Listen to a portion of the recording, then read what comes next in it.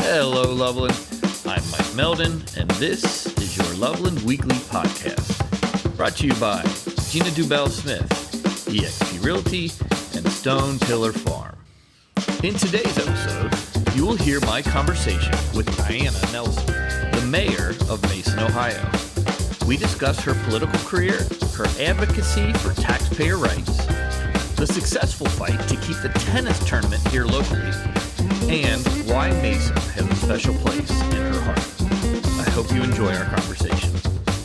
Today is Monday, February 26th, 2024. Okay, well, my background is in business and accounting, and I never really dreamt that I would get involved in politics. But I'm constantly reinventing myself. I get involved in different things so that I can just keep learning. But a bit about my background, I went to the University of Texas at Dallas and graduated with a bachelor's degree in accounting. I received my master's of taxation at the University of Cincinnati, and I completed a comparative tax policy and administrative program at Harvard University. Wow. So that's kind of the extent of my education. But, you know, what got me into politics, I think my passion to serve my community really stems back to 20 years ago when my husband passed away. Wow. I was raising three daughters. They were ages at the time, they were 1, 4, and 6. And I was new to the community. We had just moved here, I think 2 years prior to, moved from Texas. And so I didn't really know anyone. My family lived out of the state. I was kind of here in Mason raising the girls all by myself. So now What year was that? That he passed away in 2004. Wow. So I was here by myself raising my daughters. But, I think it was the community of Mason. They were so supportive, so compassionate. They really just kind of wrapped their arms around us and took care of us. And I am forever grateful to my community for helping me get through such a difficult time. And, since I was young, my father always had instilled in me the need to give back to the community in which we live. And I think through his examples, he taught me the importance of supporting local businesses, practicing my faith, investing my time and my talent to better the city where my family lives. And so that's really what I've done for the past 8 years. Mason is my home. I love Mason.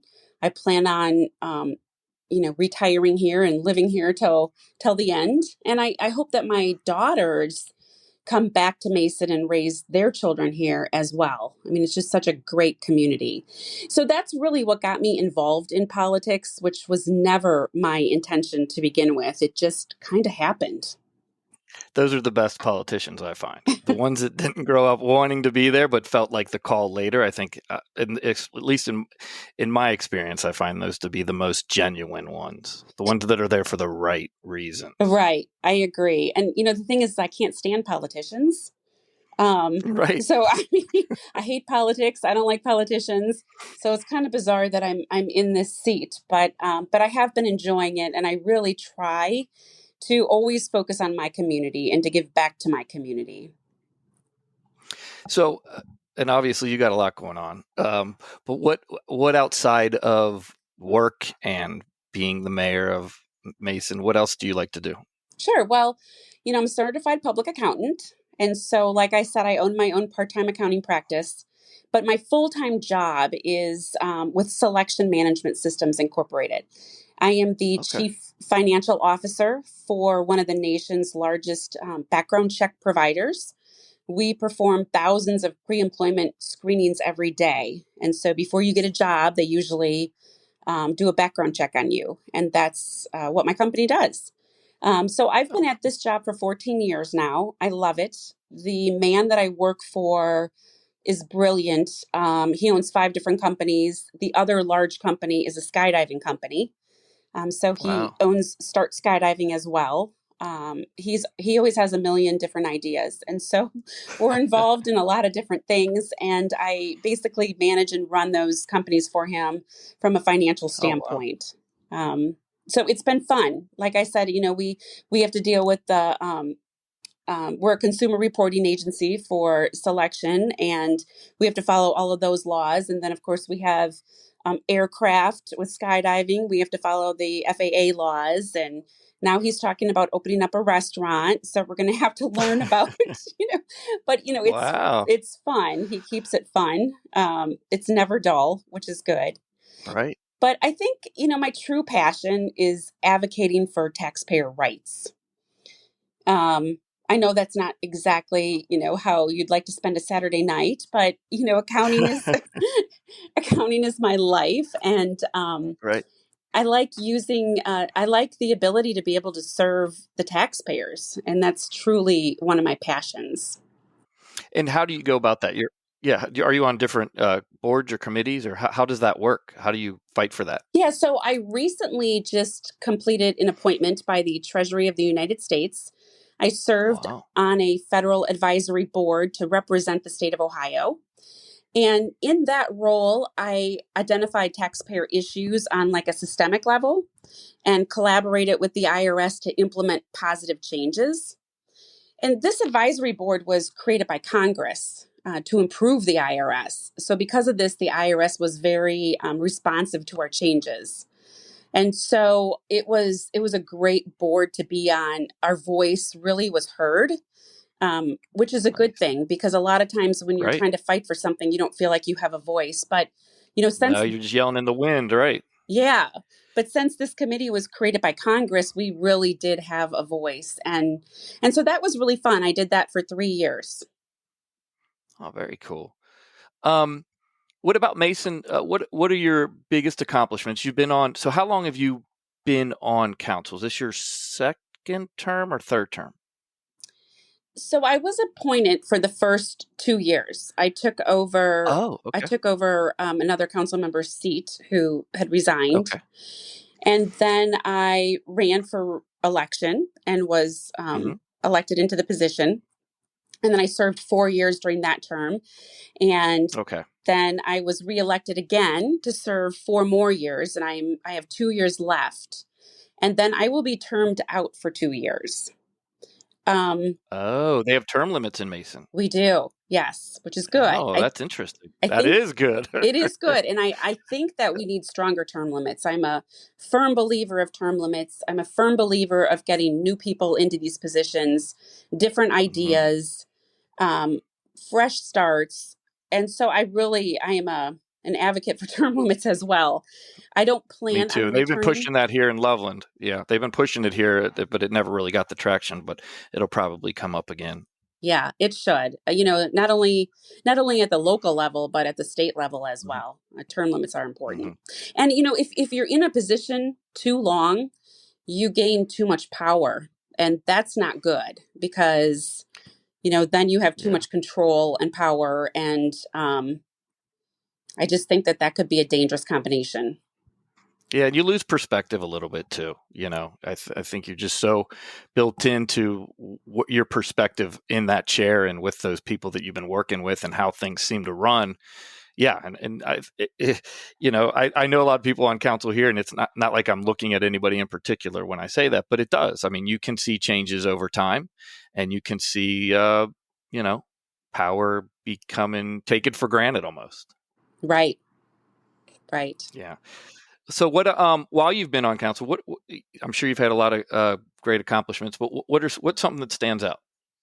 I love being asked that question, because the success of what City Council has achieved over the last 8 years since I've been on council, it really fills me with the most pride, right? You want to do great things if you're taking time out of your life. You want to make sure that you're being a productive council member. And so if I have to pick one, I'd have to say my advocacy efforts to stop the state of Ohio from implementing centralized tax collection. um, we were not successful. I'm sorry, had we not been successful, the state would have taken a cut of Mason's income tax dollars and kept it at the state level, which would just be Oh wow. wrong. And so I Hmm. testified against centralized tax collection efforts in front of the House and the Senate. And ultimately, the Senate did pass legislation, but our efforts led to a Supreme Court ruling which prohibited the state of Ohio from taking any of the city's revenue. So that was a big win for Mason. Big success. Yeah, it was Wow. great. And it helped, it helps keep our income tax rates one of the lowest in the state. So Nice. that was a huge success. But I think, I would be remiss if I did not mention how proud I am of the work that we've done to secure the Western and Southern Open, the Hmm. ATP tennis tournament. Yes. And that was great. The tournament was founded in 1899, and Wow. Mason has hosted the ATP for the past 45 years. Well, just a little bit of the back history. In 2022, the U.S. Tennis Association sold the tournament to BMOC Capital, and they are Oh, based in Charleston, South Carolina. BMOC looked at relocating the Western Southern Tournament to Charlotte, right. and it did not look good for Mason. But in a true testament to Mason's dedication to this legacy, this tournament, we fought really hard to keep them. This project still remains a top priority for the city. And with city council leadership and the city staff throughout the organization, we've really focused on moving this forward. Prior to the announcement of the new owner, the city had assembled a leadership and economic development team to put our most competitive foot forward. Like with any economic development project, the city competes to win, right? I mean, Right. that's what our goal is. So at the time, there were many unknowns, including who we were competing against. And so, but this is not an unusual situation for Mason. This is what economic development does. But the Western Southern Tennis Project, the stakes were bigger, the geography was bigger, the return on investment impact was much wider. So this was a little bit different for us. But the city was ready from day one with a competitive position to proactively work, to get this tennis tournament and to keep it. Our city staff really did a fantastic job securing the tournament. Our city manager, Eric Hansen, he just works miracles for our city. He really does.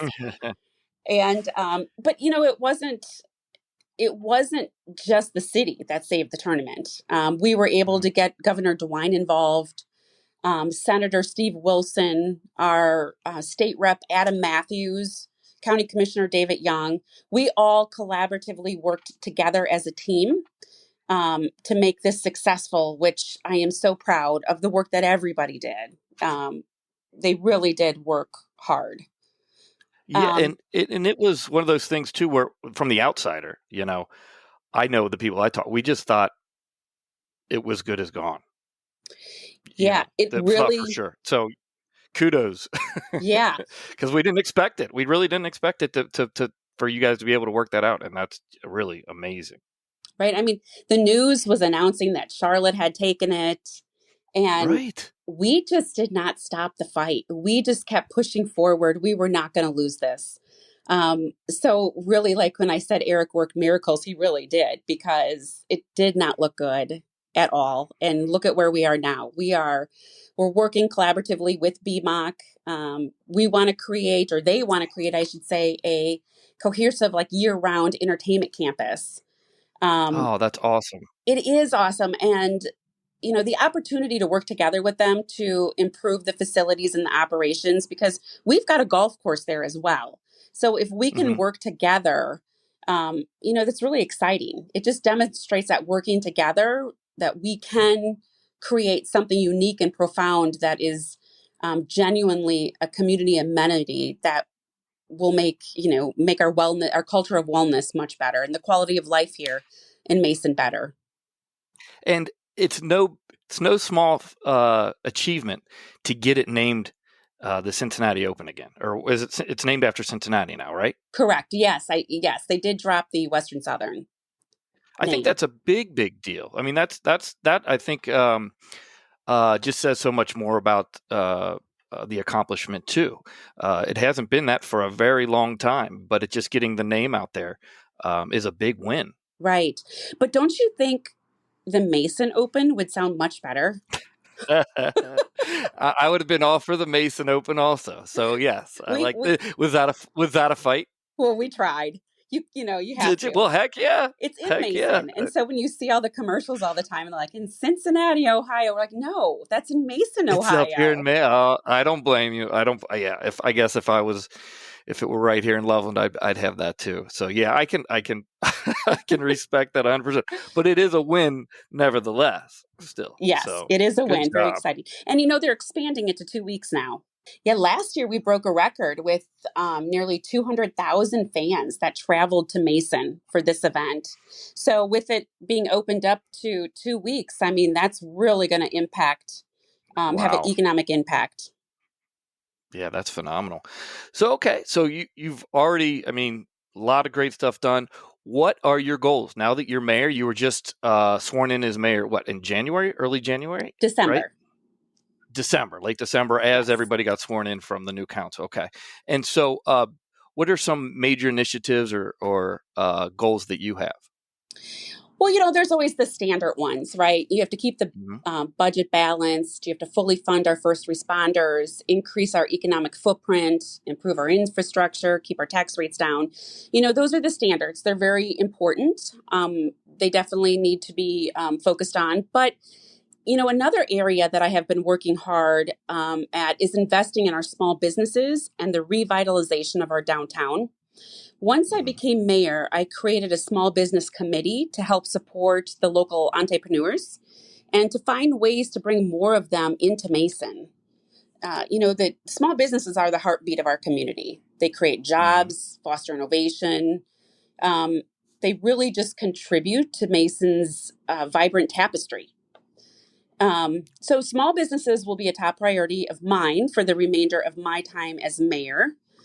But also revitalizing our city center has been a focus of our downtown committee for the past few years.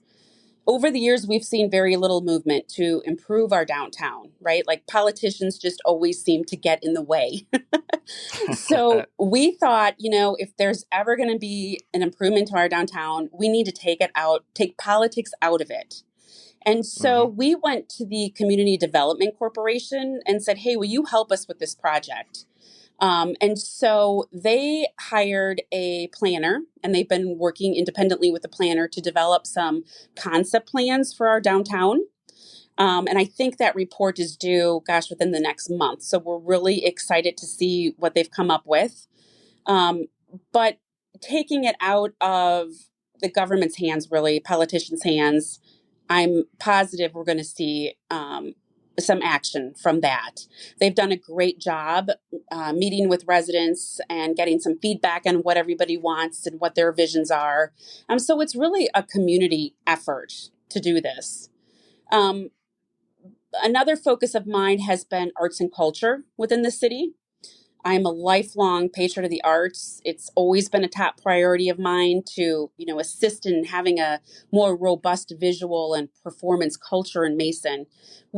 I've always said, Mason has everything, um, but I always felt like we were missing in the arts and culture area. Hmm. And so, just knowing art gives meaning to our lives. It helps us understand the world. It's an essential part of our culture, and it allows us to, Definitely. yeah. And I mean, Mason has such a wide range of cultures in it. Hmm. Um, also with all the mental health issues that are in the world today, I truly believe that art will help this. Um, Yeah. so our community actually, we're really blessed when I came across Dr. Lucy Ginther. She's brilliant. She created the Mason Symphony Orchestra, and she Oh really, wow. yes.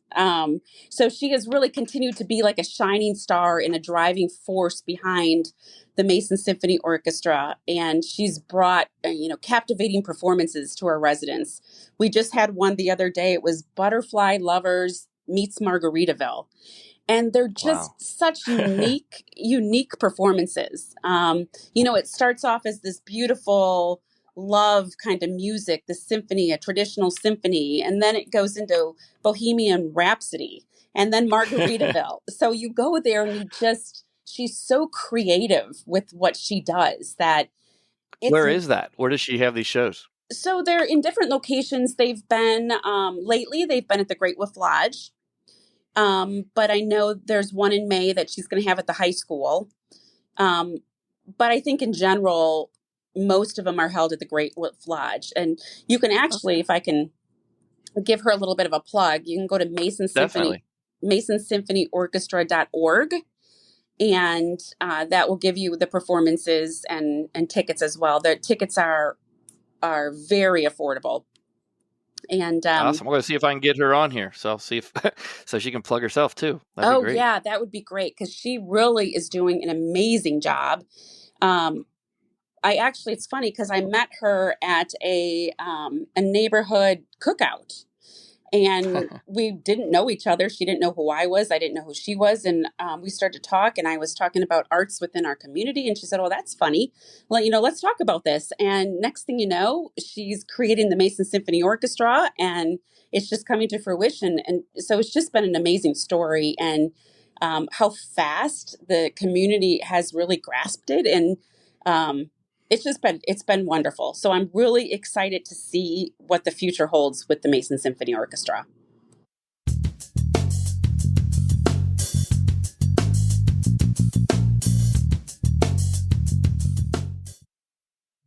Hey, Loveland. It's Emily Barblow, your local publisher of Loveland Lifestyle Magazine. Just wanted to remind you guys that we love covering all of the people, happenings, and things going on in our amazing town of Loveland, Ohio. So make sure to grab your latest copy. We always drop a bunch off in downtown Loveland and surrounding areas. Or follow us on Facebook and Instagram. Everything from events to mini press releases, articles. I mean, we have so much happening here. We love covering all of the things happening. So make sure if you're not already following us on social media, you are. And stay tuned for more awesome info from Loveland Lifestyle.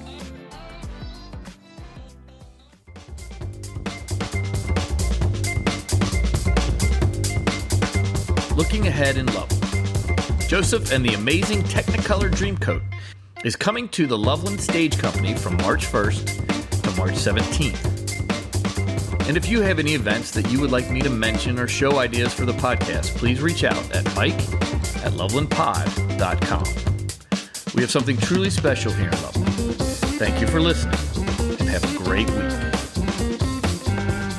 With the support of On Brand Studios, this episode was recorded and produced and engineered by Mike Meldon.